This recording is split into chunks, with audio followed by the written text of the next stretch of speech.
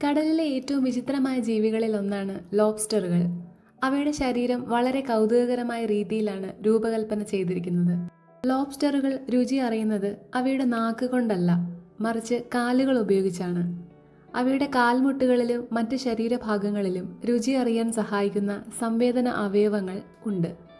ഇതുവഴി ചുറ്റുമുള്ള വെള്ളത്തിലെ രാസവസ്തുക്കളെ തിരിച്ചറിഞ്ഞ് അടുത്തുള്ള ഭക്ഷ്യവസ്തുക്കളെക്കുറിച്ച് അവ മനസ്സിലാക്കുന്നു. അതുപോലെ അവ ഭക്ഷണം ചവയ്ക്കുന്നത് വായയിലൂടെയല്ല, മറിച്ച് അവയുടെ ആമാശയത്തിലൂടെയാണ്.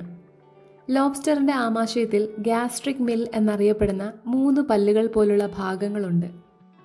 ഈ ഭാഗങ്ങൾ ഉപയോഗിച്ചാണ് ലോബ്സ്റ്ററുകൾ ഭക്ഷണം അരച്ചെടുക്കുകയും ദഹനം എളുപ്പമാക്കുകയും ചെയ്യുന്നത്.